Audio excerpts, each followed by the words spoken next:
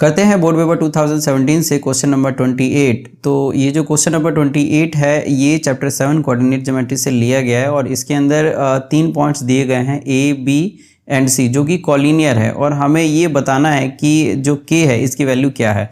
तो जैसे कि मैंने यहाँ पे गिवन लिख रखा है और जो के की वैल्यू है ये हमें पता करना है। तो ए बी सी जैसा कि क्वेश्चन में कह रहा है कि ये कॉलिनियर है, तो कॉलिनियर का मतलब होता है कि अगर ये तीनों पॉइंट अगर एक ही लाइन पे आ जाते हैं तो हम ऐसे बोल सकते हैं कि जो तीनों पॉइंट्स है मतलब ये जो पॉइंट्स हैं ये कॉलिनियर है।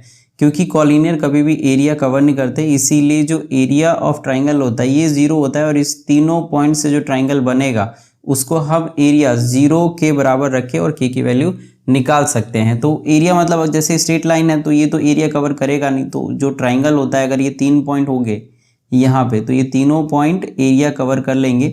तो अगर तीनों पॉइंट अगर एरिया कवर कर लेंगे तो फिर वो कॉलिनियर नहीं है। अगर कॉलिनियर है तो इसका मतलब एरिया ऑफ ट्राइंगल 0 होगा।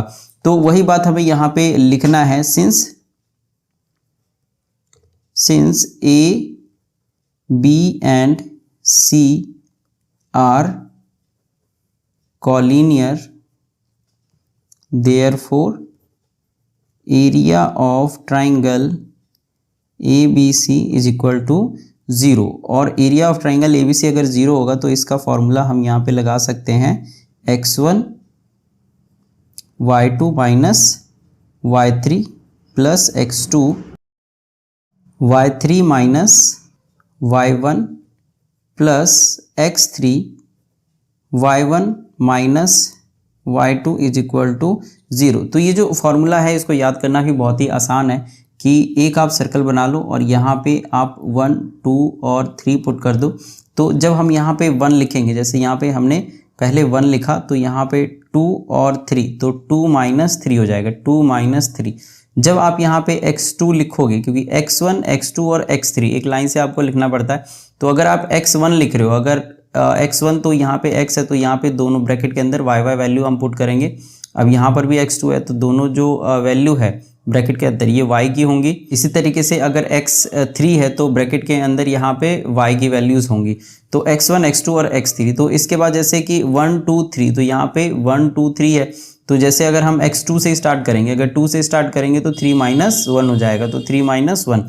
और अगर हम 3 से स्टार्ट करेंगे तो 1 माइनस 2 हो जाएगा, तो 1 माइनस 2 यहाँ पे लिखा हुआ इज इक्वल टू 0। अब जस्ट हमें इसमें वैल्यू पुट कर देना है। तो यहाँ पे जो x1 x2 और x3 है, y1 y2 y3 है, तो यहाँ पे भी हम ये चीज़ पुट कर लेते हैं कि ये x1 y1 है जो पहला पॉइंट है, जो दूसरा पॉइंट है ये है x2 y2 और जो तीसरा पॉइंट है ये x3 y3 है।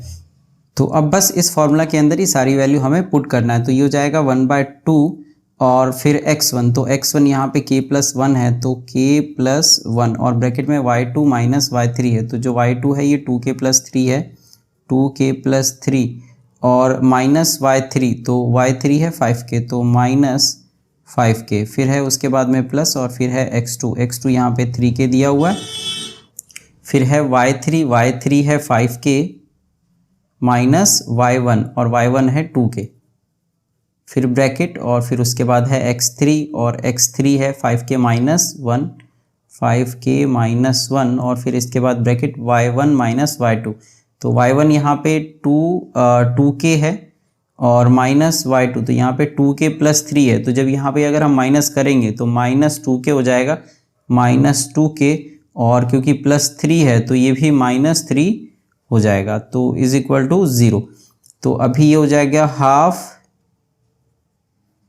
k+1 और 2k माइनस 5k और 3, तो इसको हम लिख सकते हैं 3 माइनस 3k, फिर उसके बाद है +3k और 5k माइनस 2k, तो ये हो जाएगा 3k और फिर उसके बाद है 5k माइनस 1 और इधर 2k माइनस 2k, तो ये तो कैंसिल हो जाएगा और सिर्फ बच गया इधर -3 इज इक्वल टू 0। अच्छा 1/2 यहाँ पे अगर हम इसको इधर लेकर आएंगे 0 के नीचे या 2 को क्रॉस मल्टीप्लाई कर देंगे और 1 को नीचे तो ये 0 हो जाएगा, तो इधर बच गया k+1।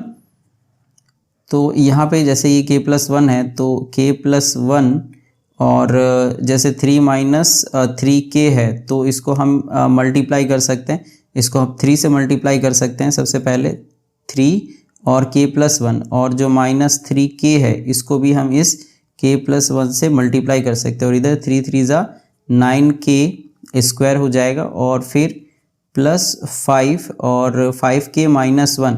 तो अगर हम इसको 5 को इस 3 से मल्टीप्लाई करेंगे तो ये हो जाएगा मुझे एक बार और लिखना पड़ेगा 5k -3 और +3 = 0। तो ये हो जाएगा 3k +3 और -3k² और -3k + 9k² और यहाँ पे हो गया -15k और +3 = 0। तो -3k² और +9k², तो ये हो जाएगा 6k² और उसके बाद यहाँ पे -3k है और ये +3k है और फिर इधर है -15k और +3 और +3, तो ये हो जाएगा +6 = 0। तो यहाँ पे हम 3 कॉमन ले सकते हैं, तो इसको मैं इधर कर लेता हूँ। तो अगर हम यहाँ पे 3 कॉमन लेंगे तो ये हो जाएगा 2k² -3 5 जा 15k +3 2 जा 6 = 0।